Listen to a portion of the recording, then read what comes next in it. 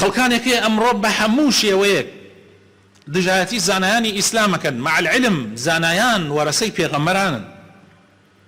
دژایەتیکردنی زانایان دژایەتیکردنی پێغەمبەرانە، پاشان دژایەتیکردنی خوای پەروەردگارە. بەخسیان بەوە ئەبێ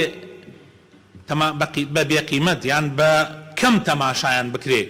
یا خەڵکانێکەیە لەم زەمەنە زۆر سەیرە، زەمەنێکی زۆر سەیر ڕووی کردوتە مسلمانان، ئەوان دێن ڕێگا بۆ زانایان و بۆ عولەما دانن. ئەبێ وای بۆ وتایە، ئەبێ وا بکە، ئەگەر وا بکە باشە، ئەگەر وانەکە باشە. خوا پەنامامدا ئێبرا ئەگەر تۆ زاناتری لە ئەو تۆ بڕۆ شوێنەکەی ئەو، ئیتر بۆ بە ئەو ئەوترێ زانا و بە تۆ ئەوترێ عەوام یان نیوچە زانا یان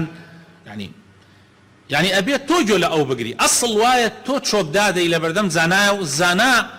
ڕێگا بۆ تۆ دانا، نەک تۆ ڕێگا بۆ ئەو دانای. ئەگەر وە گوێرەی تۆ وتاری نەدا، وە گوێرەی تۆ قسەی نەکرد، وە گوێرەی تۆ فتوای نەدا، یعنی وە گوێرەی ئارەزوەکانی تۆ کەوا بوو خراپە و ئەبێت دژایەتی بکرێ و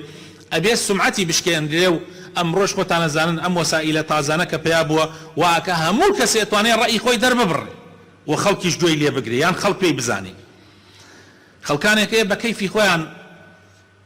تەماشای قەدری خۆیان ناکەن کە خۆیان چەند بچووکن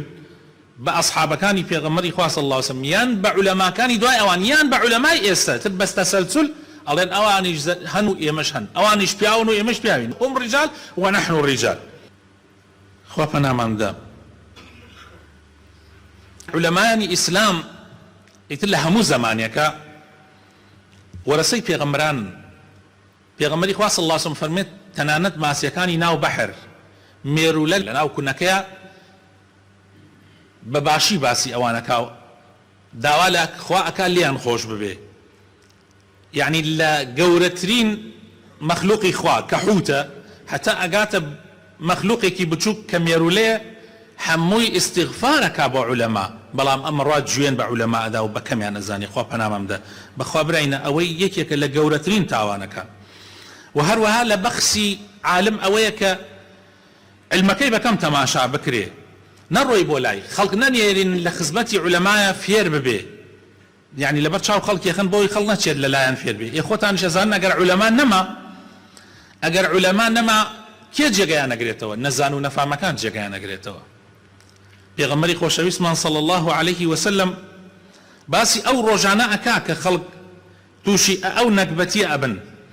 وەکو لە حەدیثە ئەفەرمێ خوای تەعالا ئەم علمە بەرز ناکاتەوە ئاوا هەڵیگرێ لە ناو خەڵکیە،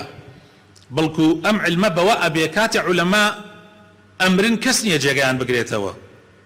هەتا وای پێتێک کە عالم نامێنێ لە ناو خەڵکە، خەڵک ئەڕۆن خۆ خەڵک وەبێ عالمدانانشن وەبێ سەردانانشن، ئەڕۆن سەرێلێک ئەکەن بە سەرکردەی خۆیان کە شایسەنین کە نەفامن. جا کاتێک کە خەڵکی نەفامیش کرا بە سەرکردە و بە عالم لە ناو خەڵکە طبعا بە عالم مەشهورن، ئەو کاتە پێغەمبەر فەرمێ صلی الله عليه وسلم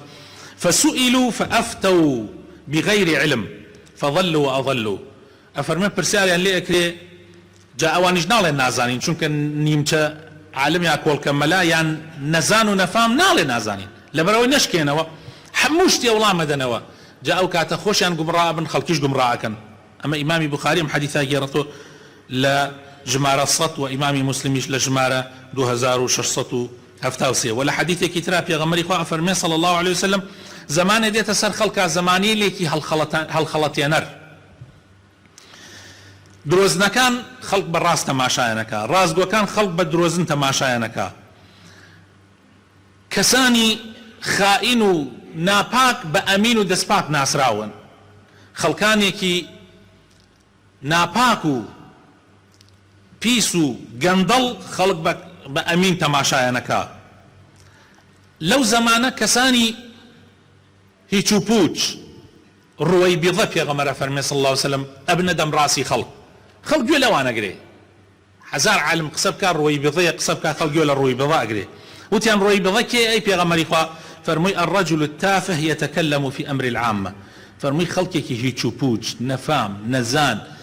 هیچ لە بارە نەبوو ئەبێ بەدەم ڕاستی خەڵکی و قسە لە شتە زۆر گرنگەکانی شاکە و خەڵکیش ملی بۆ سەری بۆ لاقێنێ. خوا پەنامامدا. جا هەر کاتێ ئەو زەمانە هات خوا پەنامامدا ئیتر ئەوە ئیتر مردن لەو زەمانە لە ژیان باشترە. هەها ئێستا لە گەنجێک لەم گەنجانە ئیسا من پرسیار بکەم بڵێم ناوي دەلاعبم بۆ باس دەلاعب لە گەنجێک لەم گەنجانە بڵێم ناوی دەیاریی تۆ پێن بۆ میواسکە یعنی بی لە ناوەکانیان بڵێ ئەو ناوی سیت بۆ ئەڵێ لە ماوەی دەقەیەکە ناوی سیت بۆ ئەڵێ هەر یەکێکی لە فەریقێک و لە نادیە بەڵام پرسیاریان لێ بکە بڵێ ناوی دەعالم پێ بڵێ دەعالم لە عولەمای ئیسلام ئەوانەی کە شایستن خەڵگویان لێ بگرێ و فتوایان لێ وەربگرێ ناتوانێ ناوی پێنج دانە بەڵکو هەیەە هەر نازانی عالم چی هانەتان بینین کابرا پرسیارەکە دەربارەی کێ جێنشینی پێغەمبەر بوو صلی الله علیه وسلم کە پێغەمبەر وەفاتی کرد کێ بوو بە خەلیفە ئەمە کاڵێ ها یەکێکەڵێ عومەری کوڕی خەتاب یەکێکەڵێ نازانم کە هەر یەکێک شتێکەڵێ تەنانەت یەکێک ئەڵێ عزت دووری وڵەوانەی گوێتان لێ بوو بێ ئیتر ئەگەر بە ئیستیهزا ئەوە وتی بێتی خوا پەنامامدا خوا پەنامامدا ئەگەر بە گاڵتەکردنەوە بڵێت ئەوە ئیتر وتوێتی عزت دووری جێی پێغەمبەری گر بێ ئیتر ئەوە خوا پەنامامدا ئەگەر من وا گومانە بم هەروە بالفعل ئەو وایزانیە جا ئەوە ئەڵێ کابراوتی فەتامەت و ئەکبەر ئەو قوربەسەرەکە گەورەترە یعنی قەنەعەتی وا بێ کە عزت دووری لە جێی پێغەمبەراتوە خۆ بینیتانەوە خۆ گشتی لە فەیسبوک و لە تیکتۆک و لە یوتیوب ومانە گشتی بڵاوە بڕۆن تەماشایکن خەڵک ئاوا ئەسحابەکانی پێغەمبەر ئەناسێ ئیتر عالم چۆن ئەناسێ ئیتر ئێستا بۆ نمونە ئەگەنجێکە دەیەها پرسیارە لە مێشکە پێویستی بە وڵام هەن دەیەها پرسیار لە کێ پرسیارەکە من پرسیارتان لێکم ئەو گەنجە لە کێ پرسیارەکە کە ناوی یەک عالم نازانێ کە شایستەی ئەوە بێ علمی لێ وەربگیرێ ناوی یەک دانە نازانێ ئەو لە لای عالم بریتیە لە کێ ڕیشێکی هەبێ و عەمامەیەک بەسەریەوە بێ ئیتر هەرکی هەیە ئێ بەشکو یەهودیە کات ڕیشی دانا و ڕیشەکەی دەرمانی کرد و زیاتر لە هەمووی درێژتر بوو ئەخۆ ڕۆی گوێ لە ئەوەگرێ لای ئەو عالمە نازانێ عالم کێ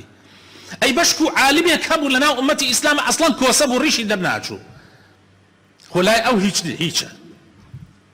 من نەکبەتێکی ئەوە هادیتانە بزانم ئێمە هاین لە چی نەکبەتیەکە